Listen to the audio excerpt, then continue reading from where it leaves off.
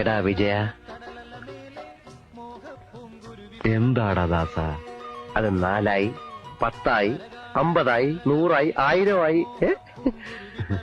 നമുക്ക് നല്ല ഒരു വീട് കെട്ടണം, ഒരു കാറ് വാങ്ങണം, ഒരു ഫ്രിഡ്ജ്, AC, VCR, TV. നമുക്കങ്ങ് സുഖിക്കണം.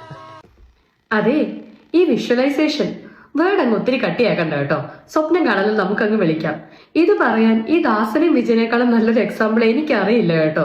സത്യമല്ലേ? നമ്മൾ ആഗ്രഹിക്കുന്ന ഒരു സ്വപ്നം കാണാൻ, അല്ലെങ്കിൽ ആഗ്രഹിക്കുന്ന ആ ഒരു ലൈഫ് കിട്ടി എന്ന് കാണാൻ വേണ്ടി എന്തെങ്കിലും പൈസ ചെലവ് നമുക്കുണ്ടോ? ഇല്ലല്ലേ? അപ്പൊ പിന്നെ എല്ലാ ദിവസവും അതങ്ങ് കാണുന്നതല്ലേ നല്ലത്. ഒരു ആഗ്രഹിക്കുന്ന ഒരു ബോഡി വെയിറ്റിൽ എത്തുന്നതോ, ഒരു വീട് വാങ്ങുന്നതോ, ഒരു കാറ് വാങ്ങുന്നതോ, കരിയറിലെ ഒരു ഗ്രോത്തോ എന്ത് തന്നെ ആയിക്കോട്ടെ, നിങ്ങളത് നേടിയെടുത്തു എന്ന് കാണുന്നത് നിങ്ങളുടെ മനസ്സിനും ബ്രെയിനിനും സന്തോഷം നൽകുന്നുണ്ടെങ്കിൽ അതങ്ങ് എല്ലാ ദിവസവും ചെയ്യുന്നതുകൊണ്ട് നമുക്ക് എന്തെങ്കിലും മുടക്കുണ്ടോ? ഇല്ലല്ലേ? ഒരുപാട് സ്ഥലത്ത് നിങ്ങൾ വായിച്ചു കേട്ടിട്ടുണ്ടാവും ഈ വിഷ്വലൈസേഷൻ എന്ന് പറയുന്നത്. നമ്മൾ ആഗ്രഹിക്കുന്ന എന്തോ ഒരു കാര്യം നിങ്ങൾ എല്ലാ ദിവസവും അതൊന്ന് വിഷ്വലൈസ് ചെയ്ത് നോക്കിക്കേ.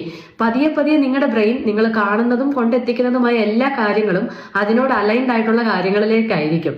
അപ്പൊ പിന്നെ നമ്മുടെ ആ ഒരു പ്രവർത്തികളും അതിലേക്ക് സിങ്കായി വരൂ എന്നുള്ളതാണ് കേട്ടോ. വിഷ്വലൈസേഷൻ മാത്രം പോരാ, നമ്മൾ അതിന് വർക്കും ചെയ്യണം.